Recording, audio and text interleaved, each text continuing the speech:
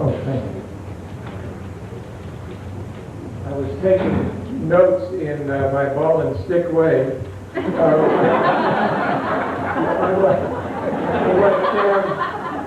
on what Sam had to say. The American educator, I'm quoting Dr. Blumenfeld, the American educator is not interested in success. And the reason is because success causes a kind of disequilibrium in the system. In a hyper-democracy, the very concept of success has eventually to be eliminated because it's unfair to children whose parents are not attentive. And we have more and more of those all the time. I divide the world of American parents into two parts. Those who are busy and attentive, and those who are busy and inattentive. You are surely among the attentive. You are increasingly resented by those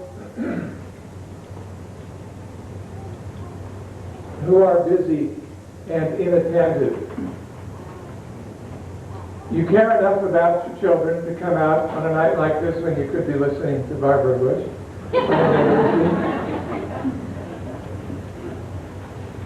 You are probably called names. I have been called a fundamentalist myself. I say, theologically, sir, it's not possible. I'm a Roman Catholic.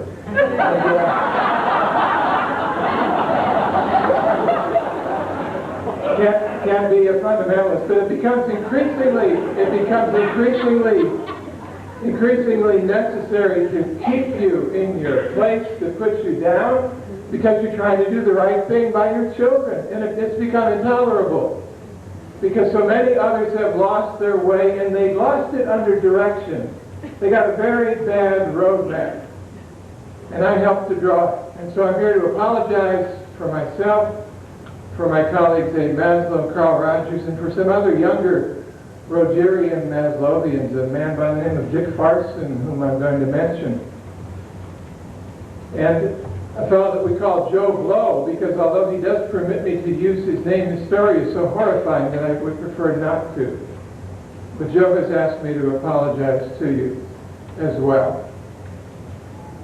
We drew a roadmap for you when you were going through college and graduate school as to how you could be the first generation of young parents in history no longer to oppress your children by telling them what you believe, but rather allow them to make their own minds up about the meaning of life, and your children have lost their way. And many of you suffer deeply for that, I know. You acted under direction. I'm going to be saying, teach your children what you love. Tell your children what to do. If we who love them refuse to tell them what to do, then we're only turning them over to those who have no reservations whatsoever about telling them what to buy. Come to where the flavor is. Come to Marlboro country. More children look for flavor in Marlboro country than any other, because they've seen it on thousands of billboards and in millions of magazines. And if these are among the people at the Tobacco Institute, who have now gotten behind affective education with a multi-million-dollar open-ended grant to an educational agency called the National Association of State Boards of Education, to tell you that it's poor psychology to give your children direction in these times of rapid change. We have been hearing about living in times of rapid change now for almost 100 years. 1898, John Dewey came out with an article called The Primary Education Fetish, in which he said that just because the habit has been to teach language arts in the primary grades, for that reason we should not any longer. It is in education, if anywhere, Dewey said, that the present has its claims.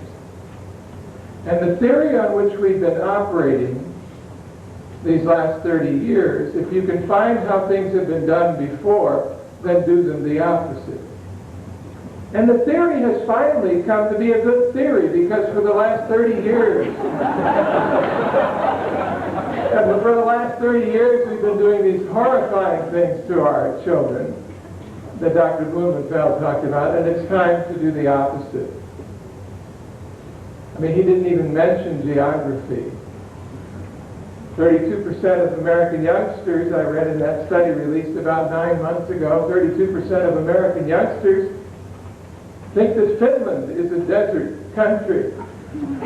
And the theory of experiential learning says that they'll have to find out for themselves whether it is or not. It might be. If they go there looking for palm trees and desert sand and get caught instead in a blizzard, then maybe for them it's not a desert country after all. But they have to learn. We cannot tell them. Because after all, we grew up in times when the rules were very different. And because they were different, they were wrong. And the reason they were wrong is because the existentialists of our era say that they're wrong. We have to live in the here and now. Here's why kids aren't learning geography. This is a book. I put a brown paper cover on it because Joe Blow wrote it. I showed it recently on TV, and my wife said, you really shouldn't have done that. I know he says it's okay, but it's embarrassing for all of us. It's embarrassing at our house because we had Joe to our house back in the late 60s when he was into, as they said, into Rogerianism and working on this book. And we published it. Carl Rogers and I, between 1968 and 1973, turned out for the Charles E. Merrill Publishing Company, a major textbook firm in Ohio, 17 volumes advocating what Sam and I are here to destroy tonight. And Joe paid a terrible price for what we taught him and then what he taught others. If he weren't a Christian now, he'd be racked by guilt, but he believes that he's forgiven. The Lord caught up with him in prison, where Joe went as part of his program of personal liberation and personal growth. He was a high official in the Carter administration in the Department of Education, as a matter of fact, responsible for a budget of $6 million at that time.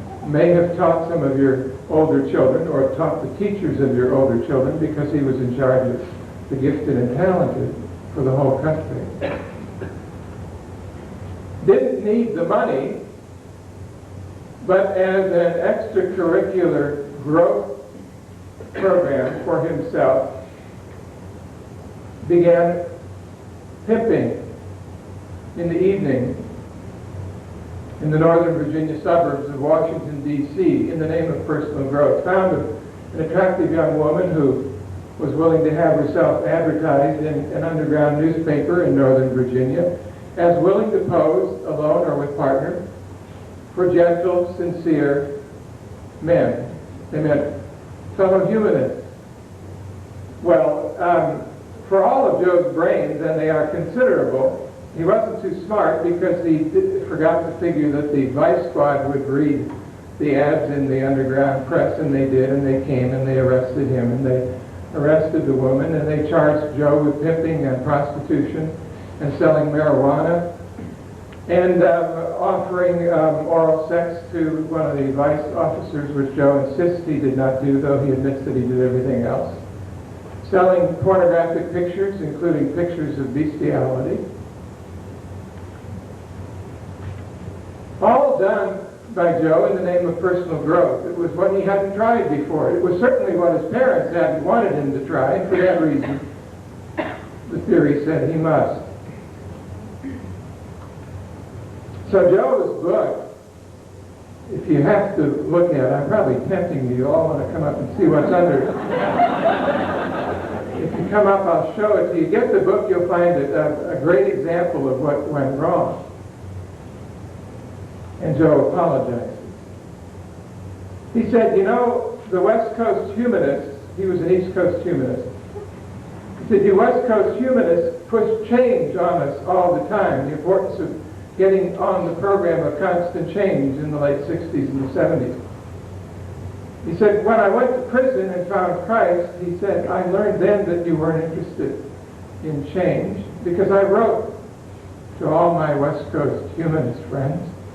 And I told them this marvelous, liberating change in my life. I had been set free. And he said, you weren't interested. Then I understood that it's change only in a certain direction. Only change away from decency.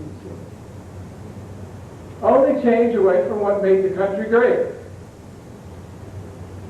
Those are the changes that they're talking about. So when you hear the programs that your kids are being put through here in the state of Michigan being defended in those terms, that we live in times of rapid change, and you cannot hold on to your children forever, and you cannot be with them to make their decisions for them. Mom and Dad, you have to let them go. You really don't know what you're talking about. Please don't try to tell your children what to do. When you hear all of that, know that there's only one kind of change that they're interested in, and that is change away from decency.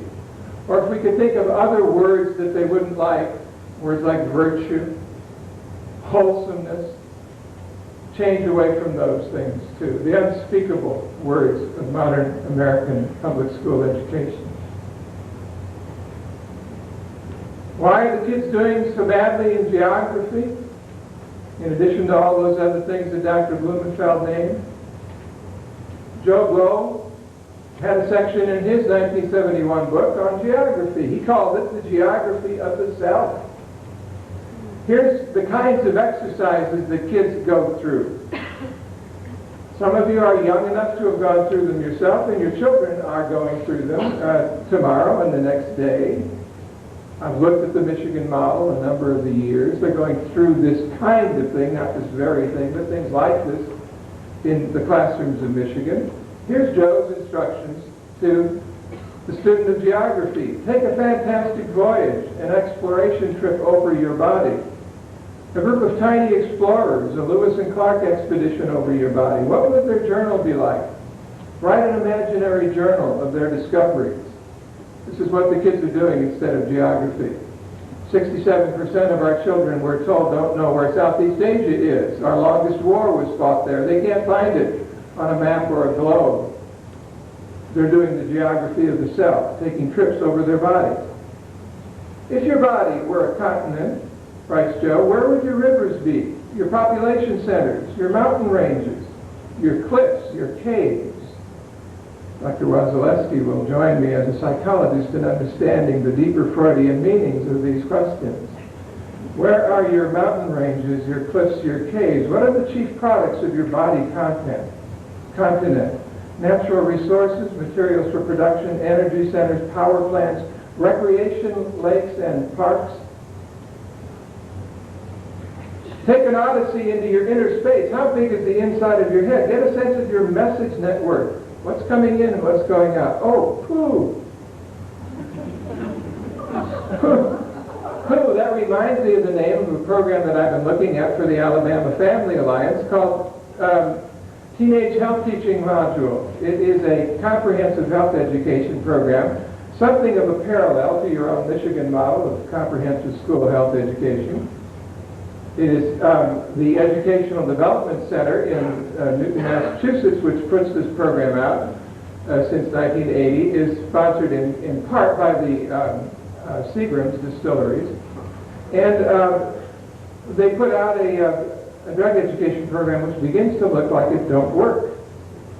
But that's the point, for it not to work.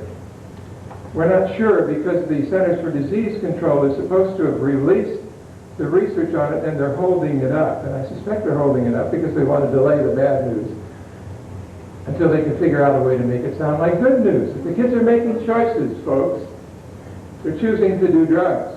And the module in the Teenage Health Teaching modules for drug education is called POO. Protecting oneself and others. At EDC they call it poo, and I do too.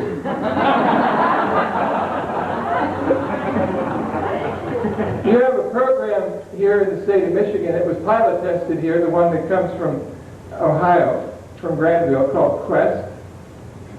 In Plymouth Canton Township, for example, they have Quest Skills for Living in the high school for special education. They have Skills for Adolescents in the middle school. I understand a required course for all the students. And they would have had Skills for Growing in the elementary school this year, as the director of elementary education for that district told me, except that too many Michigan educators had lined up to take part in the Skills for Growing program, and they couldn't get in. So they had to settle for the Michigan model of comprehensive health education. Quest, the organization which puts out these 3 skills programs, is the country's preeminent success story in affective education. And for the last 5 years, Quest has been sitting on research which, if they would have released it, would have persuaded us that this kind of education is a crock, because it does the opposite of what any loving parent, and I have to say any good teacher or any responsible administrator or even the people from the Department of Mental Health, it does the opposite of what any of these good people want. It leads children to do drugs. The country's largest independently purveyed program of drug education, Quest Skills for Adolescents, leads children to do drugs.